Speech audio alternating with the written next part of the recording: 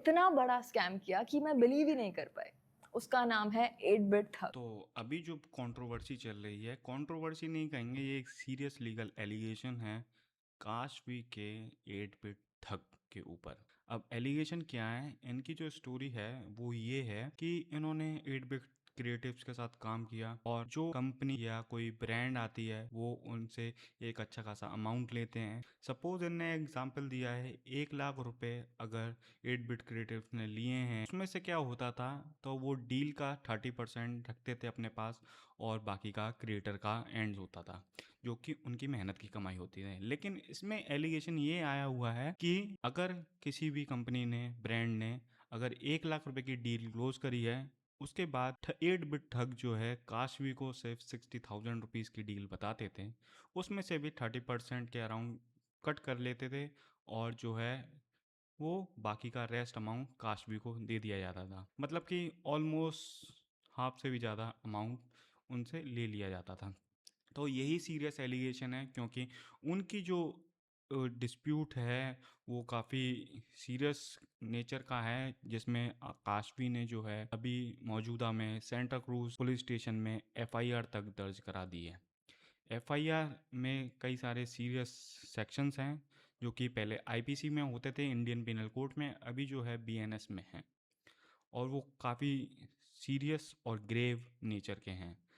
ज़्यादा तक उसमें से नॉन बेलेबल ऑफेंस है, मतलब डायरेक्ट आप पुलिस स्टेशन से बेल नहीं ले सकते हैं, आपको किसी कंसर्न मजिस्ट्रेट के पास जाना पड़ेगा या कंसर्न कोर्ट के पास जाना पड़ेगा बेल अप्लाई करने के लिए। और काफ़ी सारी लीगल रेमेडीज़ भी हैं जो कि अवेल कर सकते हैं। अभी ये सिर्फ एक एलिगेशन है, ये इन्वेस्टिगेशन का पार्ट है कि इसमें इन्वेस्टिगेशन कैसे होनी है, क्या होना है, तो ये सब इन्वेस्टिगेशन का पार्ट है।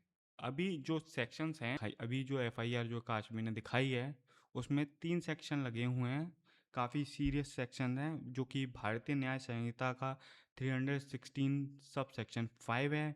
दूसरा लगा हुआ है, वो लगा हुआ है 318 सब सेक्शन 4, और जो है तीसरा जो सेक्शन लगा हुआ है वो सेक्शन 3 सब सेक्शन 5 लगा हुआ है। ये काफ़ी सीरियस नेचर के सेक्शंस हैं, और चलिए इनके बात जानते हैं कि इन सेक्शनों में क्या होता है। सबसे पहले सेक्शन जो लगा हुआ है वो लगा हुआ है बीएनएस का 316 सब सेक्शन 5। इसमें ये नॉन बेलेबल ऑफेंस है। ये तब लगाया जाता है जब कभी भी क्रिमिनल ब्रीच ऑफ ट्रस्ट होता है by public servant, merchant, agent, bankers, तो ये उन पे लगता है। ये पहले जो है 409 आईपीसी के अंदर आता था। ये ट्रायल बाय मजिस्ट्रेट होता है फर्स्ट क्लास, और जो है पुलिस इसमें अरेस्ट कर सकती है बिना किसी वारंट के। मैक्सिमम पनिशमेंट इसमें आजीवन कारावास और 10 साल तक का हो सकता है, अलोंग विद फाइन होता है, इम्प्रिजनमेंट फॉर लाइफ है। और दूसरा सेक्शन है 318 सब सेक्शन 4 बीएनएस का, जो कि है चीटिंग का है, वो भी नॉन बेलेबल ऑफेंस है। इसमें cheating, dishonesty including delivery of properties और altering, destroying of valuable securities करके आता है। पहले ये सेक्शन जो है 420 कहा जाता है, 420 लग गई किसी के ऊपर, ये वही सेक्शन है। कॉग्निजेबल ऑफेंस है, संज्ञेय अपराध है। मजिस्ट्रेट इनकी बेल कर सकते हैं, आपको कंसर्न मजिस्ट्रेट के पास जाना पड़ता है, और इसमें 7 साल तक की सज़ा है फाइन के साथ। तीसरा सेक्शन लगा हुआ है सेक्शन 3 क्लॉज 5, जो कि कॉमन इंटेंशन जॉइंट लाइबिलिटी को दर्शाता है। पहले ये सेक्शन जो है 34 ऑफ आईपीसी का था, जो कि एक समूह के साथ जो है अपराध किया जाता है। इसका नेचर जो होता है वो वैसे बेलेबल ऑफेंस होता है, लेकिन अगर ये किसी नॉन बेलेबल ऑफेंस के साथ अटैच होता है तो इसका नेचर भी नॉन बेलेबल। ये काफ़ी सारे सीरियस सेक्शन हैं जो कि एलिगेशन हैं अभी, और इसका लीगल इम्पैक्ट भी काफ़ी स्ट्रॉन्ग है। तो ये अभी कंट्रोवर्सी चल रही है, पहले भी ठग के साथ जो है कंट्रोवर्सी हो चुकी है, उसमें भी काफ़ी सफाई दी थी उनने उनने कहा था कि मेरे को अगर किसी से डील मिलती है तो मैंने तुम्हारी जितनी औकात है उससे ज़्यादा पैसा दिया है, ऐसा करके कुछ वीडियोस वायरल हुई थी। तो उसमें भी है, फिर दोबारा से घेरे में आ गए हैं। ये जो है काशवी ने अपना पैसा वापस लेने के लिए, जो चीटिंग उनके साथ हुई है वो एक तरीके के लीगल एक्शन में कन्वर्ट करा गया है। उनके पास क्या एविडेंस है क्या नहीं है वो आगे इन्वेस्टिगेशन का पार्ट है, ट्रायल का पार्ट है, मजिस्ट्रेट डिसाइड करेंगे। एफआईआर तो खैर कोई भी करा सकता है, एलिगेशन तो कोई भी लगा सकता है, ये कई सारे क्रिएटर्स की तरफ से रिस्पॉन्स आया हुआ है कि एफआईआर तो कोई भी करवा सकता है, लेकिन जो इसका जजमेंट है वो कंसर्न मजिस्ट्रेट के द्वारा ही दिया जाएगा। लेकिन अब इसमें ये मोड़ आ चुका है कि अब एलिगेशन तो काफ़ी सीरियस नेचर है, criminal breach of trust, non available offence.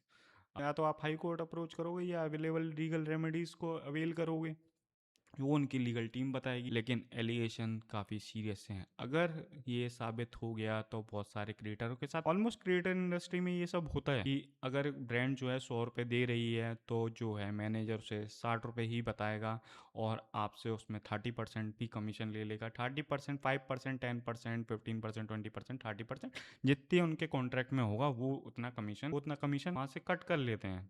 तो ये सिंपल सा रूल है। लेकिन जो है इनकी बुक वैल्यूज़ में जो है चेंजेस दिखे थे, काफ़ी डिफर हुआ था कि जो है पैसा नहीं है। इनका एक और एलिगेशन ये है कि ब्रांड डील से जो पैसा आया था, इनने जो है ऑग जो है छोड़ दी थी, उसके बाद भी उसका ब्रांड डील का पैसा नहीं आया था।